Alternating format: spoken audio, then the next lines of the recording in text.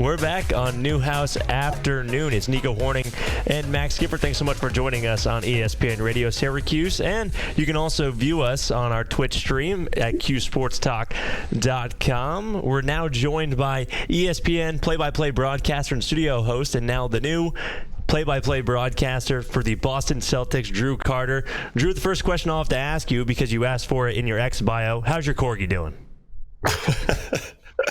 What's up, fellas? Good to see you. Thanks for having me on. I gotta say, Max, I'm disappointed that you just called it X. I will never call it X, and it took me a second to even understand what you were asking. But yes, I do have a corgi. His name is Thor. He's great. He's out on the Cape with my parents. That's where they live. If you're watching on Twitch right now, you can see I've got a little, I guess it's a stress ball type thing, but it is shaped like a corgi. So I put that in my bio because it's the majority of my personality is the fact that we have a corgi. So he is great. Thank you for asking. That's awesome. So about your Twitter bio. Your Twitter bio, correct? Twitter bio. Yeah. Thank you. That's correct. Okay, sorry, I had to clarify that. There you go. Well, Drew, let's get right into your first year with Boston, because this is something that doesn't happen every day for just a young broadcaster, any school for sure. But, for you to be the voice of the Celtics now in your first year, I mean, how has the first season gone, and how has your transition been now you're more than halfway through the season? Yeah, it's been cool, man. I mean, we got to see each other, Nico, in Sacramento. That's one of the coolest parts of the job is, you're traveling around to these big cities, and you typically have a few people you want to see everywhere you go. But I'm also learning how to manage time. That is a big deal because, like you mentioned, I also work for ESPN. I've been there for 2.5 years now, and really fortunate to do both. It's what I've always wanted to do, quite frankly, is be the voice of a team and also work for a network. So I feel extremely lucky, and it's been an amazing run. This is the perfect time to join the team, guys, because Mike Gorman is the guy who I'm following as the play-by-play announcer for the Celtics, and he's a legend. This is his 43rd season. I tell him all the time, like, I'm coming for you, man. I'm coming for that record. If I get to 44, I'd be 70. That'd be perfect. It'd be a good time for me to hang it up and move to Key West or Cape Cod or something. But Mike is a legend, and so to be following him, I put a lot of pressure on myself at the start, and I still do, because it's a natural human emotion to want people to like you and want people to enjoy what you're doing. But what's really important to me is there's a really close relationship between the fan base and the announcers here in Boston. And that goes back a long time, like to the days of Johnny Most, who's the OG voice of the Celtics, really. And I know that people really feel a kinship with the announcers. And so for me, I don't want to, diminish their experience watching their favorite team. I want to do right by Mike, who's this legend who I'm trying to follow. I put a lot of pressure on myself at the start. But the great thing is the team is so good. Like, I don't know if I can say this on the radio, but we kick everybody's ass. And nobody's going to complain about the announcers when we're up by 30. And the Celtics are up in the East by like 7 or 8 games on second place Cleveland. So it's really nice that the team is so good in my first year. I think it'd be a little bit different if the team were not as good. They'd be like, not only does the team not win, but our announcer, he also sucks, just like the team. But no, when everybody's winning, the vibes are good, and it's been a lot of fun. That's awesome. And I did make my prediction about a month ago that, I think this is Boston's year. That'd be truly amazing in your first year, too, as a broadcaster. But, no, things are rolling in Boston. Yeah, Drew, I wanted to hone in a little because you mentioned the fact that, there's the amount of respect that you pay to your elders. But being so young and being in this business so young and doing so many really high-caliber games and now doing an NBA team for a whole season, how do you kind of, as a broadcaster, recognize like, okay, I'm really good at what I do. I just have to keep working at my craft and just go out there and do my best and really understand that the effort that you give is your best, regardless of what social media or what any other fans say. Yeah, well, there's I think it's a fine line, Max. Like, and you guys probably experienced this, at your age. I know I did when I was in college. Like, I put a lot of pressure on myself. You're surrounded by people who are precocious and good at this now and going to be even better, and everybody really cares, especially at a place like Newhouse. So I think it's really easy to kind of get bogged down by that. But what I try to lean on is, going back to at its core, why do we do this? And to me, the answer to that is so we can share the experience of being at a game with the viewer and enhance their experience watching it on TV by teaching them something or entertaining them or telling them a story that moves them. And to me, that's always what I go back to. Like, that's going to sound like super journalist-y. No one actually says this outside of journalists, but that's my North Star, right? That's what I always go back to. Because I think it's really easy to feel like imposter syndrome or, am I really the guy for this? I mean, shoot, I'm replacing a legend. I don't know if I'm the right pick. I mean, I know I got hired, but that's a couple people's opinion. Does everyone think that I'm good enough to be doing this? So I ask myself those questions a lot. And I think that going back to, hey, it's not about me. It's about the game. It's about the show. It's about the viewer. Ultimately, that really helps take some of the load off my shoulders so we can just go out and have fun and enjoy the game or enjoy the show with the fan base. Definitely. That's a great point you bring up, and you kind of circled it back to what you did here at school. You have a lot of competitors trying to do the same thing. Oh, am I better than this person? There's a lot of comparing going on. How did you, for the number of outlets that you worked for, whether it's on campus, off campus, the Crunch, the Orange Fizz, how did you balance everything, and how did that culminate into who you are today? Well, I was lucky, man. In 2019, we had a stacked class, and we were all super tight and still are. You know the names. Noah Eagle, Tyler Rocky, James Colgan, Dana Gray, Chris Venzen, Connor Federico, the list goes on. Anthony Mazzini. I don't want to leave anybody out. Meredith Kava. But we had a ton of people who were really, really devoted. And I think watching them and listening to them back then and now are really good at this. And the great thing is, I feel like it was a healthy competition. That's my perspective. I don't know. They might hate me, be like, that guy, he sucks, and he shouldn't have taken so many games. But I feel like we all got along really well. And to this day, they're still some of my best friends. I was just in Chicago. The Celtics played the Bulls a week ago, and I stayed an extra day because I had to go to Kansas for some ESPN stuff. So I'm like, I'm not going to come all the way back east. I'll stay in the heartland here. And I spent a day with Tyler, and we got some Pequod's deep dish and tavern style pizza, which I'm told is the real Chicago style. I stayed with him at his place, and then I flew to Kansas. And that's a dude who, you guys can probably relate to this. I've known for almost a decade now, because when we became really close was walking to WAER at 5 a.m. through a blizzard from Sadler Hall across campus. And that was our pledging of fraternity, because you go through that together and you develop a really strong bond. And so Tyler and I have been tight ever since, but that's just one example, and I think, I'm sure that pretty much everyone in our grade would agree with this, but I think we were all lucky to have Noah in our class.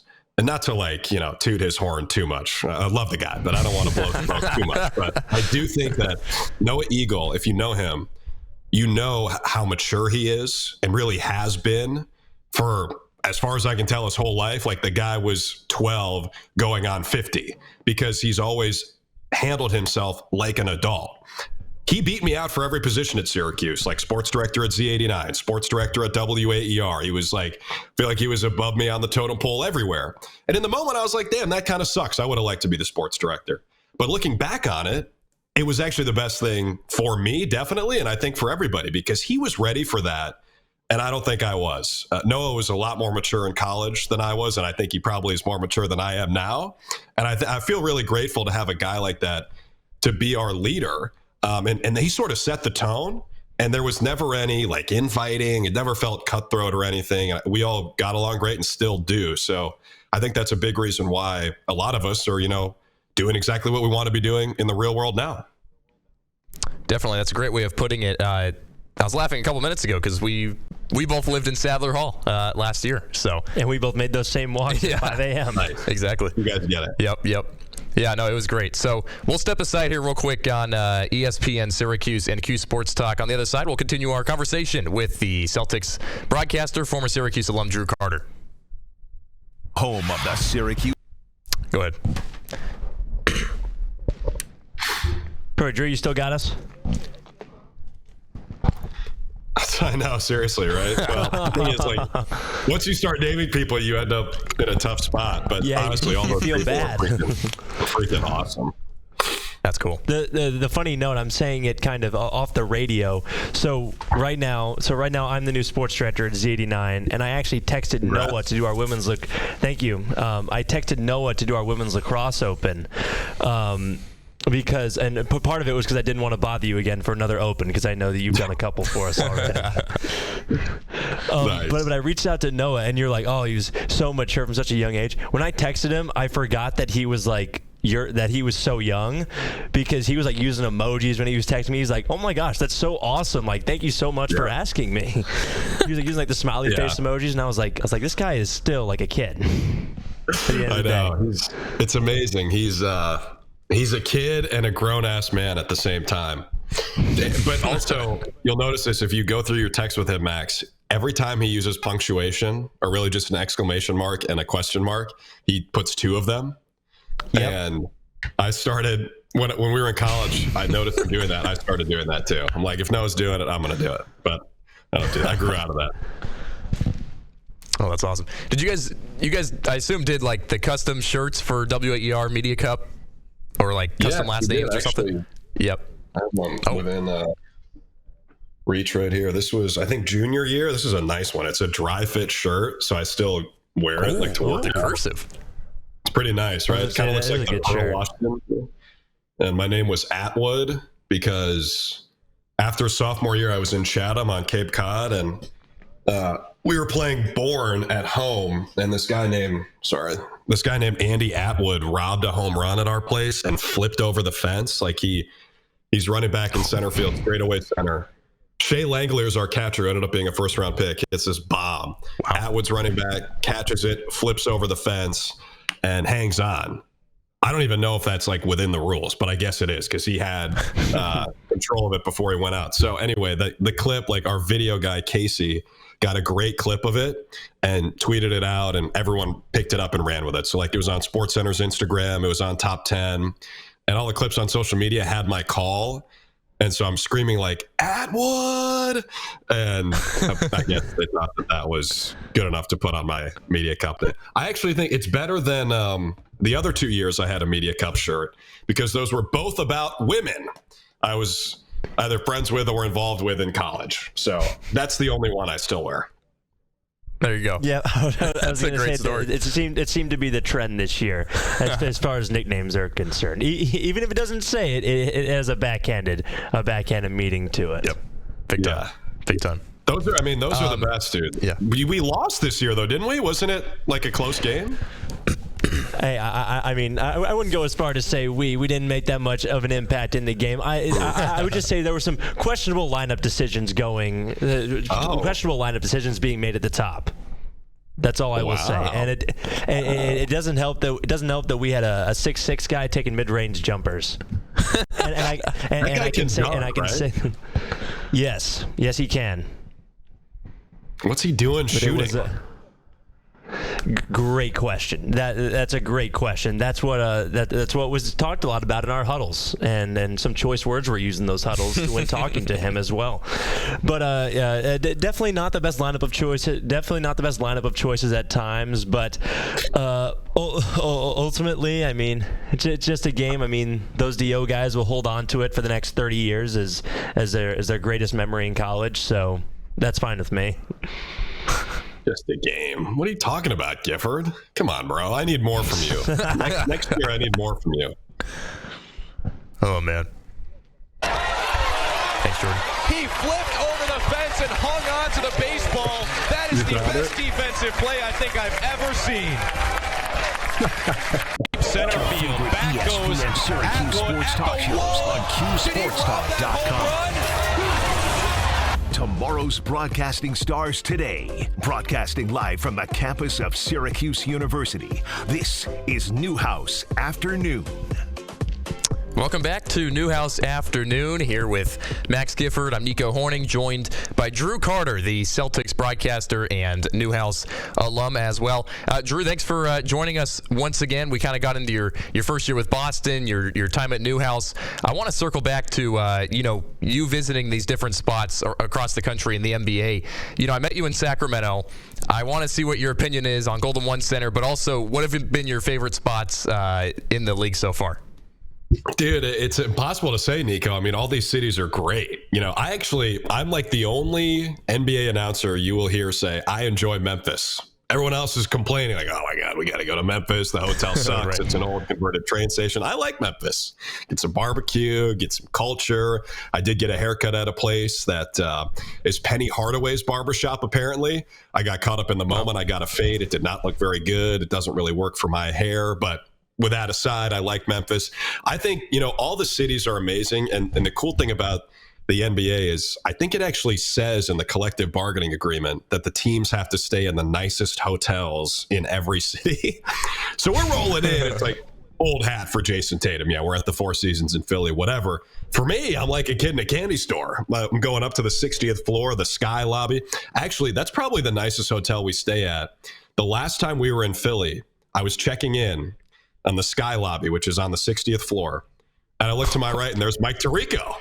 If you've ever met Mike, he's the nicest dude ever. He was in town for an NBC thing because Comcast and NBC have a big tower in Philly. I'm like, what are you doing here? He's like, I got an event with Rory McIlroy tomorrow talking to Comcast. I'm like, yeah, whatever. Rory McIlroy, no big deal. And so we ended up getting breakfast the next day at the hotel, and that was neat. And I've had a few of those pinch me moments where it's like, all right, here we are. This is the NBA. These are the big cities and the hotels we're staying in. I ran into Dave Matthews 3 times at the hotel in New York in 2 days. Oh my gosh. And I'll send you the photo. I was like extreme. I don't even really like his music that much, but I know he's such an icon and some of my best friends are obsessed with him. So I took the photo. It's stuff like that. I honestly, guys, I hope it never gets old. It hasn't worn off at all. It's been a really, really cool experience, a total whirlwind, to be honest. Yeah, it's all about the fun memories and the fact that they can happen outside of basketball too. That's awesome. You mentioned the pinch me moments and the moments where you say, oh my gosh, I'm here right now. But you've had a lot of moments in your broadcast career where you've been there, but you haven't been there. You've done some of the more unique broadcasting that not a lot of people can say. You did the Big City Greens Classic for the NHL, and then you had maybe one of the coolest experiences. You broadcasted from Andy's room doing the Toy Story football game. Talk a little bit about those experiences. And how just how it was as a broadcast from a broadcasting perspective, but kind of the response that you got from doing those.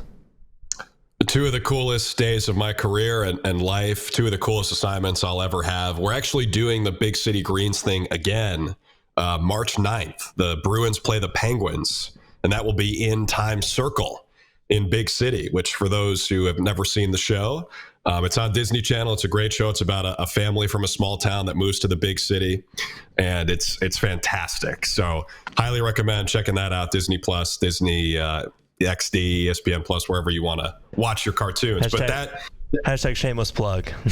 Shameless plug. There you go. That has been a lot of fun, man. And we talked a little bit earlier about the impact of what we do, and I think sometimes it's hard to see that.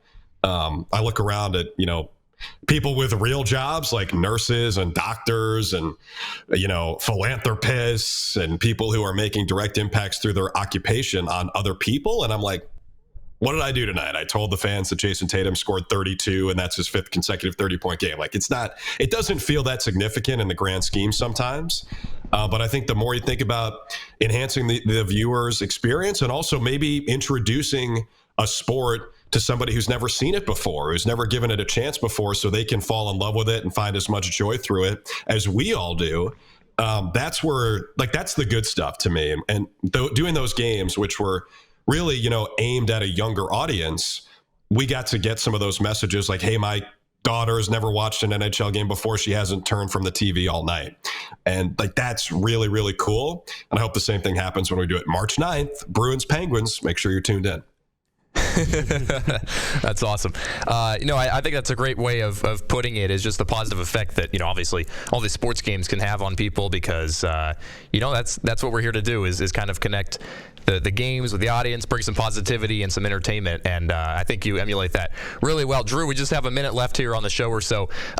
If you could wrap this up, maybe in a 60-second spiel about your time at Newhouse, what you took away, what's the biggest piece of advice you have for, a couple of students like us that are almost halfway through?